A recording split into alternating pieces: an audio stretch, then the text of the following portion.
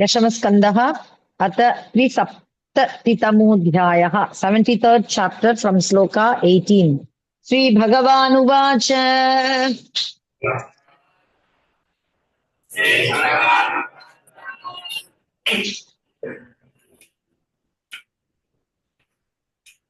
अद्य प्रभृतिवो भूपा मय्यात्मनि अखिलेश्वरे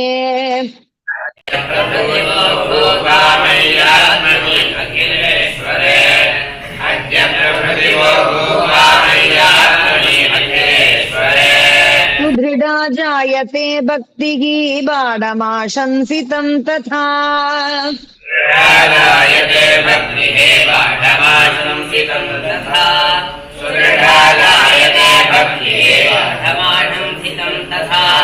श्रीभगवानुवाच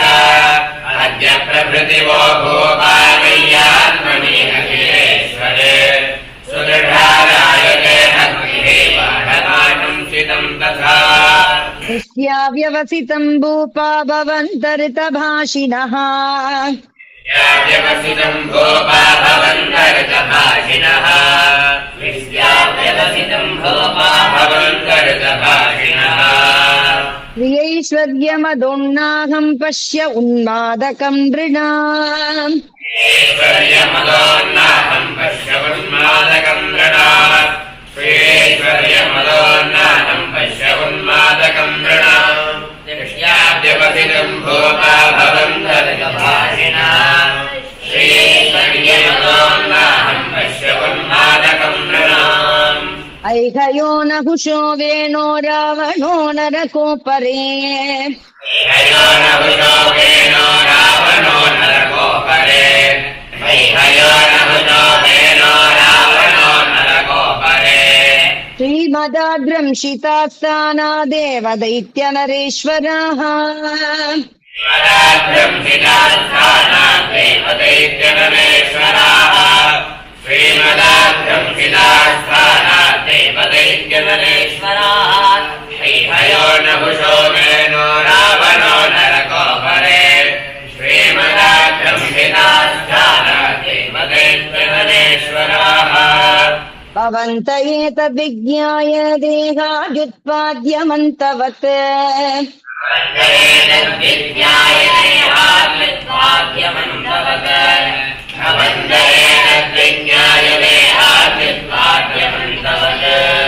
मां यजन्तो द्वरैर्युक्ताः प्रजाधर्मेण रक्षत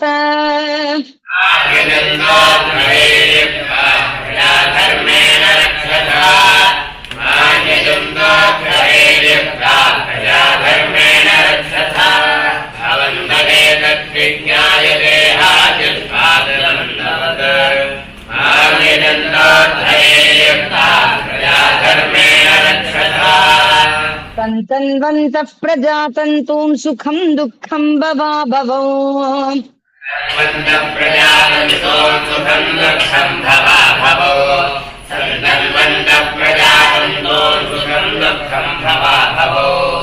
प्राप्तं प्राप्तं च सेवन्तो मच्चित्ता विचरिष्यत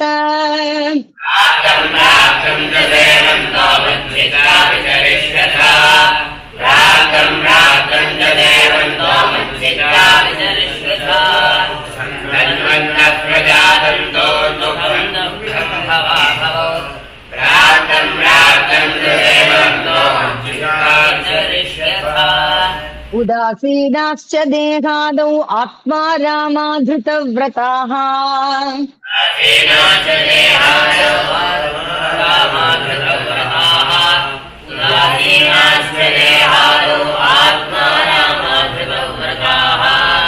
मय्यावेश्य मनः सम्यङ् मामन्ते ब्रह्म यास्यथ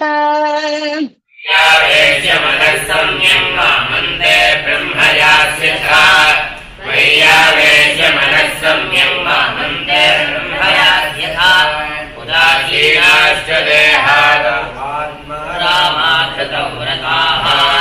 मय्यावेश्य मनः सम्यक् मामन्ते ब्रह्म यास्यथ श्रीशुक उवाच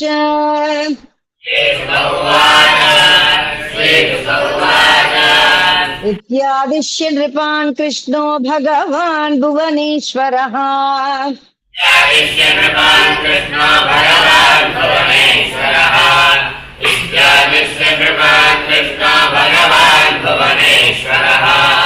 तेषां न्ययुङ्क्त पुरुषान् स्त्रियो मज्जन कर्मणि तेषां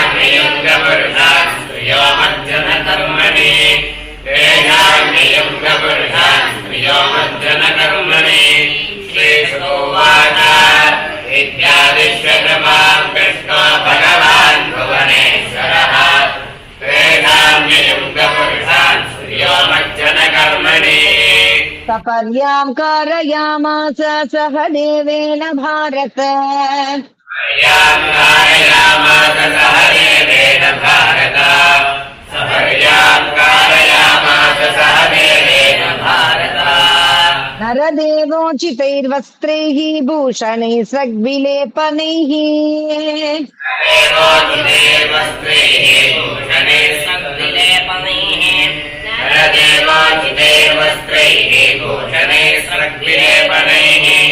सपर्यां कारयामास सह देवेन भारत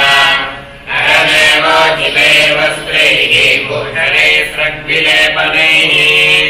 भोजयित्वा वरान्येन सुस्नातान् समलङ्कृतान् भोजयित्वापरान्येन सुस्नातान् समलङ्कृतान् भोजयित्वापरान्येन सुस्नातान् समलङ्कृतान्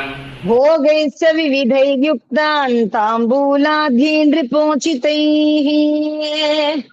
विविधैर्युक्तान् ताम्बूलाद्यैर्नृपोचितैः भोगैश्च विविधैर्युक्तान् ताम्बूलाद्यैर्नृपोचितैः भोजयित्वा वरान्येन सुस्नातान् समलङ्कृतान् भोगैश्च विविधैर्युक्तान् ताम्बूलाद्यैर्नृपोचितैः ते पूजिता मुकुन्देन राजानो मृष्टकुण्डलाः पूजिता मुकुन्देन राजानो कृष्णकुण्डलाः हे पूजिता मुकुन्देन राजानो कृष्णकुण्डलाः विरेजुर्मोचिता क्लेशात् प्रवृडन्ते यथा ग्रहाः प्रावृडन् विरेजुर्मोचिता क्लेशात् प्रवृडन्ते यथा ग्रहाः विरेजुर्मोचिता क्लेशात् प्रवृडन्ते यथा ग्रहाः ये पूजिता मुकुन्देन राजानो कृष्णकुण्डलाः विरेजुर्मोचिता क्लेशात् प्रवृडन्ते यथा ग्रहाः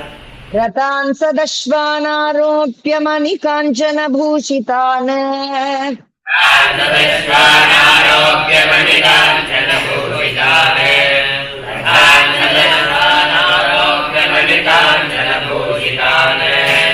प्रीणय्य सूनृतैर्वाक्यैः स्वदेशान् प्रत्ययापयत् स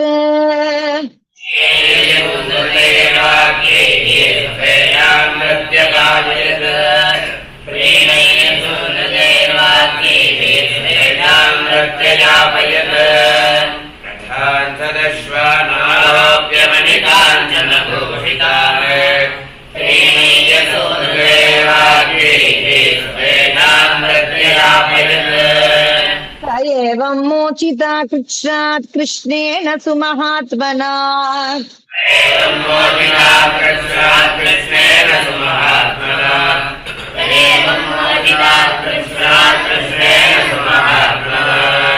ययुस्तमेव ध्यायन्तः कृतानि च जगत्पतेः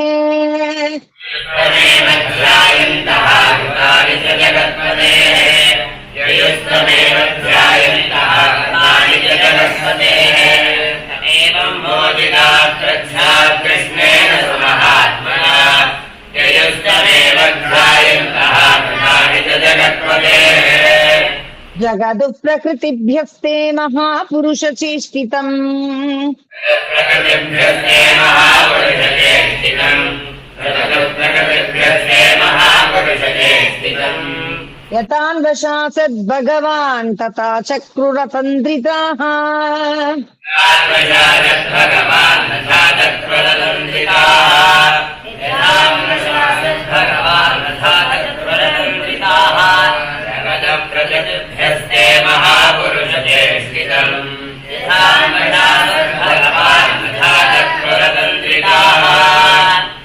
जरासन्धम् घातयित्वा भीमसेनेन केशवः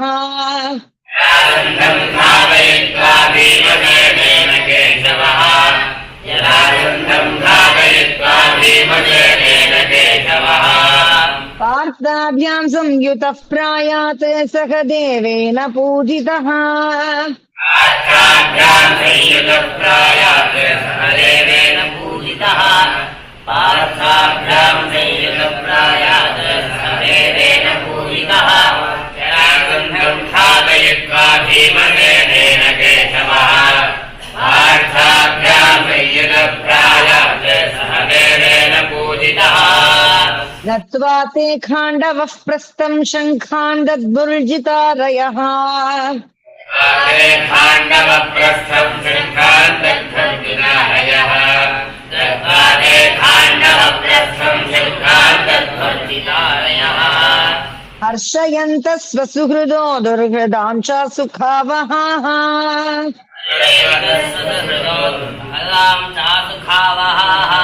हर्षयन्तः स्वसुहृदो दुर्हृदाम् च सुखावहाः तद्वादे खाण्डवप्रस्थम् शङ्खान् दद्भुर्जितारयः हर्षयन्तः स्वसुहृदो दुर्हृदाम् च सुखावहाः तच्छ्रुत्वा प्रीतमनसा इन्द्रप्रस्थनिवासिनः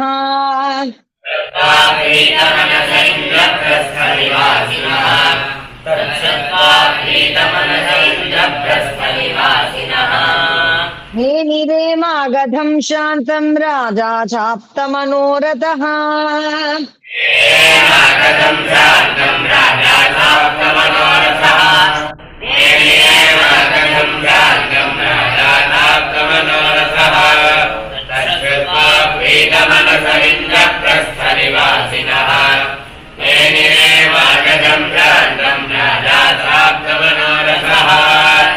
अभिवन्द्यात राजानम् भीमार्जुन जनार्दनाः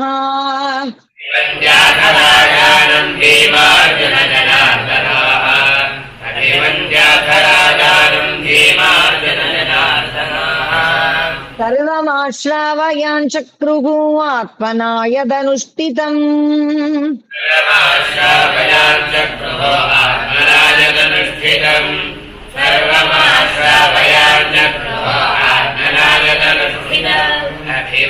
अभिवन्द्याथराजानम् भीमार्जुन जनार्दनाः सर्वमाश्रावयान् चक्रुः आत्मना यदनुष्ठितम् निशम्य धर्मराजः तत्केशवेनानुकम्पितम् धर्मराजः तत्केशवेनानुकम्पितम् धर्मराजः तत्केशवेनानुकम्पितम् आनन्दाश्रुकलामुञ्चन् प्रेम्णा न उवाच किञ्चन आनन्दाश्रुकलामुञ्चन् प्रेम्णा नोवाच किञ्चन आनन्दाश्रुकलामुञ्चन् प्रेम्णा नोवाच किञ्चन निशम्य धर्मराजः तत्केशवेनानुकम्पितम् आनन्दाश्रुकलामुञ्चन् प्रेम्णा नोवाच किञ्चन इति श्रीमद्भागवते महापुराणे पारमहंस्याम् संहितायाम् दशमस्कन्धे श्रीमद्भागवते महापुराणे पारमहंस्याम् संहितायाम् दशमस्कन्धे इति श्रीमद्भागवते महापुराणे पारमहंस्याम् संहितायाम् दशमस्कन्धे उत्तरार्धे कृष्णाद्यागमने त्रिसप्तितमोऽध्यायः कृष्णाद्यागमने सप्ततमोऽध्यायः